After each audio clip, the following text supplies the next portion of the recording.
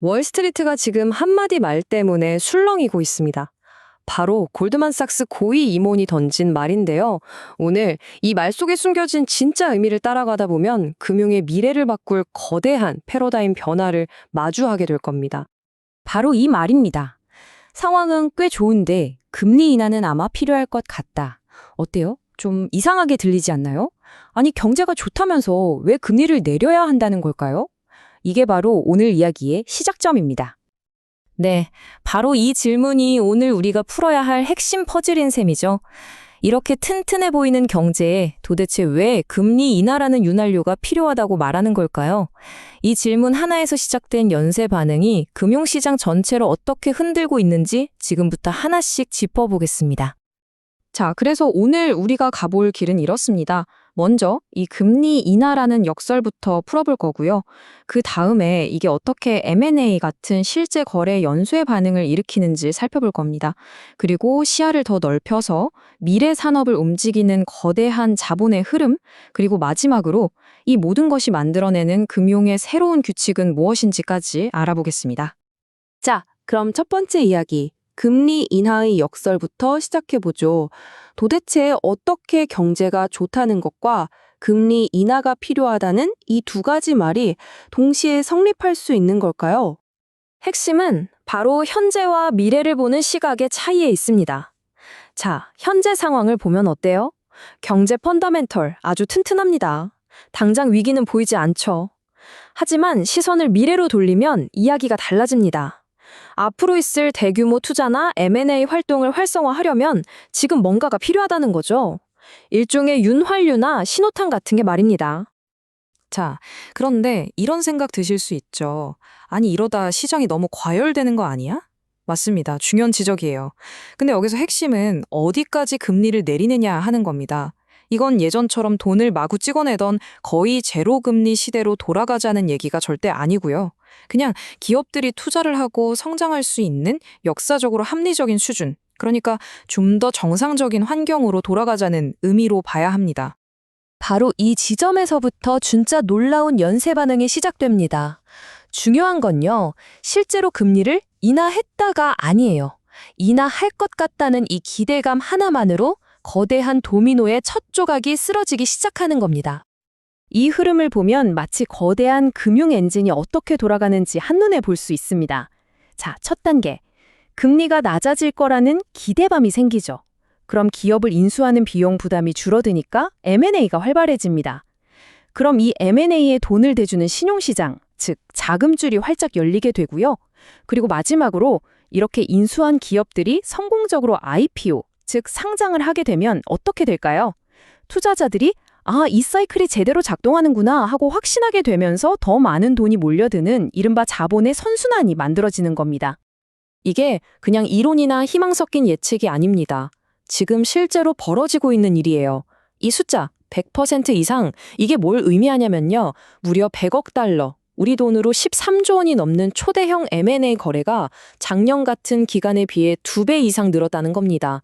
이건 시장의 진짜 큰 손들이 다시 움직이기 시작했다는 아주 강력하고 확실한 신호라고 볼 수 있죠. 자, 그런데요. 지금까지 이야기한 이런 시장의 회복세는 사실 빙산의 일각에 불과합니다. 그 수면 아래에는 훨씬 더 거대하고 구조적인 변화의 파도가 밀려오고 있거든요. 바로 우리 미래를 통째로 바꾸고 있는 두 개의 거대한 메가 트렌드입니다. 그 첫 번째가 바로 에너지 전환입니다. 전 세계가 기존의 에너지 시스템을 버리고 새로운 인프라를 구축하는 데 필요한 돈, 추정치가 얼마인지 아세요? 무려 100조 달러입니다. 정말 상상하기도 힘든 천문학적인 규모의 자본이 필요한 거죠. 그리고 두 번째는 바로 AI 혁명입니다. 이 AI를 구동하기 위한 데이터 센터 같은 핵심 인프라를 까는 데만 앞으로 불과 2년 안에 약 1조 달러가 필요하다고 합니다. 이건 무슨 먼 미래의 이야기가 아니라 정말 발등에 떨어진 불처럼 지금 당장 필요한 돈이라는 겁니다. 그럼 이 어마어마한 돈이 다 어디서 나올까요? 이 차트를 보시면 힌트를 얻을 수 있습니다. 거대한 자금을 굴리는 기관 투자자들은요, 전체 자산의 6에서 8% 정도를 인프라에 투자하고 싶어 합니다. 그런데 현실은 어떨까요? 고작 1, 2% 정도만 투자하고 있다는 거죠.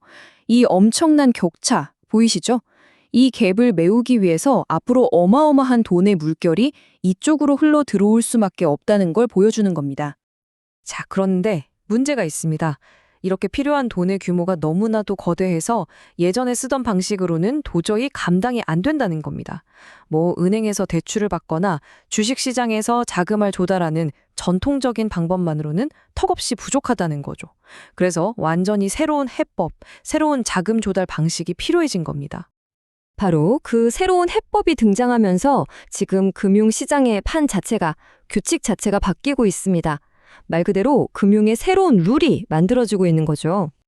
이 새로운 규칙의 핵심을 딱 한 단어로 표현하자면 바로 융합, 영어로는 컨버전스입니다. 이게 뭐냐면요. 예전에는 물과 기름처럼 딱 나뉘어 있던 두 시장, 그러니까 주식이나 채권처럼 누구나 참여하는 공모시장과 사모펀드나 사모대출 같은 소수만 참여하던 사모시장 사이에 벽이 허물어지는 현상을 말합니다. 이 두 시장이 하나로 합쳐지면서 이전에 없던 거대한 자금의 웅덩이, 즉 유동성 풀이 만들어지고 있는 거죠. 왜 이런 융합이 일어날 수밖에 없는지 이 그래프를 보면 아주 명확해집니다. 보세요. 전통적인 공모 시장의 성장률에 비해 사모 신용 시장의 성장률이 어떻습니까? 거의 비교가 안 될 정도로 폭발적이죠. 돈은 당연히 수익률이 높은 곳, 더 빠르게 성장하는 곳으로 흐를 수밖에 없지 않겠습니까? 그래서 이제 사모시장의 역할이 완전히 달라졌습니다. 예전처럼 그냥 몇몇 벤처기업에 투자하는 그런 틈새 시장이 아니에요. 이제는 데이터 센터처럼 국가 기관 산업급의 거대 인프라에 자금을 대는 금융의 주류 플레이어가 된 겁니다. 심지어 사모투자 등급 채권 같은 이전에는 상상도 못했던 새로운 금융 상품들까지 만들어내면서 그 영역을 계속 넓혀가고 있죠. 물론 월스트리트의 거대 금융사들도 이 변화를 놓칠 리가 없죠. 이미 발빠르게 움직이고 있습니다. 예를 들어 골드만삭스는 아예 공모시장 전문가와 사모시장 전문가를 한 팀으로 묶어서 캐피털 솔루션 그룹이라는 조직을 만들었습니다. 왜냐? 이렇게 융합된 새로운 시장 환경에 딱 맞는 맞춤형 금융 솔루션을 고객들에게 제공하기 위해서입니다.